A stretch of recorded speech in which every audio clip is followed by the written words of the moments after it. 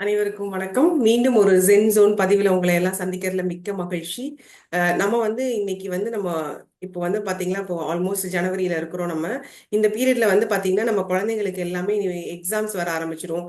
எக்ஸாம்ஸுக்கு படிக்கிறது, பொங்கல் ஹாலிடேஸ் முடிஞ்சதையுமே எல்லாருமே எக்ஸாமுக்கு ப்ரிப்பேர் ஆகிறத பத்தி தான் நம்ம பேச போறோம். அதில் தான் எல்லாரும் ஒர்க் பண்ண போறாங்க. நிறைய குழந்தைங்க 10th 12th எல்லாம் இருப்பாங்க.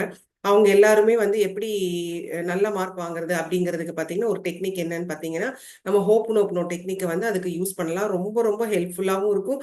ரொம்ப ஈஸியான டெக்னிக்கு. அந்த டெக்னிக்கை எப்படி வேணாலும் பண்ண முடியும்.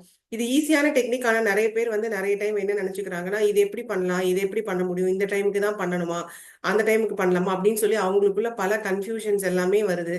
பட் அந்த மாதிரிலாம் எதுவுமே இல்லை. இது ரொம்ப ரொம்ப சிம்பிளான டெக்னிக். நம்ம சொன்ன மாதிரி தான். நான் முதலே இதோட ஸ்டோரி உங்களுக்கு ஆல்ரெடி சொல்லியிருக்கேன். ஹோப்னோப்னோவை பொறுத்தவரையும் நம்ம செஞ்சாலே நம்ம சுத்தி இருக்கிற நெகட்டிவிட்டி எல்லாமே கலைஞ்சு போகும். ஏன் அப்படின்னு கேட்டீங்கன்னா, எனர்ஜி லெவல்ல நீங்களும் நானும் எல்லாருமே ஒண்ணு. யூனிவர்ஸ்ல ஒரே ஒரு எனர்ஜி லெவல் தான் இருக்கு.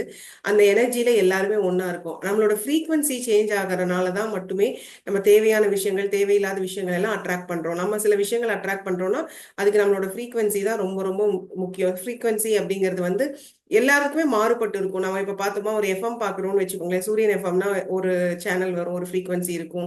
ஹலோ எஃப்எம்னா ஒரு சேனல் இருக்கும்.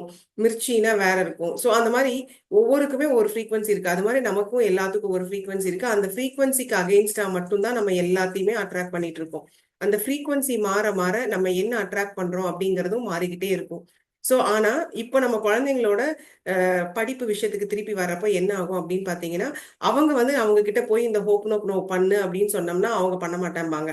கண்டிப்பா எனக்கு இது பிடிக்காது, எனக்கு தெரியாது, நான் அதுல நம்பிக்கை இல்லை, இந்த மாதிரி நிறைய விஷயங்கள் சொல்லாங்க. ஏன்னா அவங்களுக்கு தெரியாது இல்லையா, சின்ன குழந்தைங்க தானே, இதோட இம்பாக்ட் எல்லாம் என்னன்னு தெரியாது. நம்ம பெற்றோரோ இல்ல பெரியவங்களோ நம்ம இது அவங்களுக்காக பண்ணலாம்.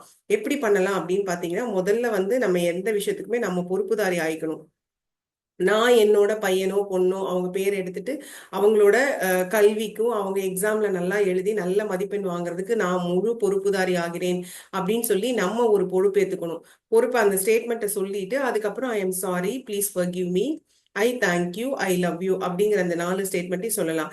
இந்த ஸ்டேட்மெண்ட்டை எத்தனை தடவை சொல்லலாம் அப்படின்னு பார்த்தீங்கன்னா 108 தடவை சொல்றது ரொம்ப ரொம்ப ரொம்ப நல்ல விஷயம். எப்போ பண்ணணும் அப்படின்னு பார்த்தீங்கன்னா காலையில ஈவினிங் 2 நேரம், ஒரு நாளைக்கு 2 நேரம் பண்ணலாம். அதனால நான் காலையில சாயங்காலம்னு சொல்றேன். உங்களுக்கு எப்ப டைம் கிடைக்குதோ அந்த மாதிரி 2 நேரம் கூட உங்களுக்கு 108 தடவை சொல்லலாம். இது சொல்றப்ப ஆட்டோமேட்டிக்கா அந்த குழந்தைங்களோட மனநிலைமையில ஒரு சேஞ்ச் வரும்.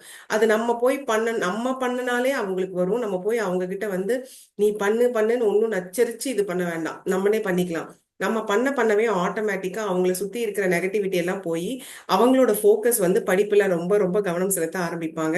நல்லா படிக்கிறதுல கவனம் செலுத்த ஆரம்பிச்சாங்கன்னா ஆட்டோமேட்டிக்கா நல்லா படிச்சு நல்ல மார்க் வாங்குறதுக்கு நல்ல ஒரு ஆப்பர்ச்சுனிட்டி இது. ஸோ இந்த ஆப்பர்ச்சுனிட்டியை யூஸ் பண்ணிட்டு நம்ம எல்லாருமே ஹோப் நோப்னோ நம்ம குழந்தைங்களோட படிப்புக்காக நம்ம செய்வோம். நம்ம 108 தடவை செய்ய முடியலன்னா என்ன பண்றது அப்படின்னு பாத்தீங்கன்னா 21 தடவை கூட செய்யலாம். 21 தடவை நீங்க நினைச்சுக்கலாம். ஆனா எந்த ஹோப்னோப்னோ செய்யறதுக்கு முன்னாலேயும் நான் அதுக்கு முழு பொறுப்புதாரி ஆகிறேன் அப்படிங்கிற விஷயத்த ஃபர்ஸ்ட் சொல்லிட்டு அதுக்கப்புறம் செய்யுங்க. அப்படி செய்யறப்ப நீங்க முழு பொறுப்புதாரி ஆயிக்கிறீங்க அப்படிங்கறத நீங்களே ஒரு டிக்ளரேஷன் இந்த யூனிவர்ஸ்க்கு கொடுக்குறீங்க. ஸோ அப்படி கொடுக்குறப்ப ஆட்டோமேட்டிக்கா அதை நம்மளை தேடி வர்றதுக்கு ரொம்ப ரொம்ப ஈஸியா இருக்கும். அதனால இந்த ஹோப்னோப்னோவை இந்த வருஷம் நம்ம குழந்தைங்க எல்லாம் நல்ல மதிப்பெண் வாங்குறதுக்கு பயன்படுத்துங்க. இந்த பதிவை பார்த்ததுக்கு மிக்க நன்றி.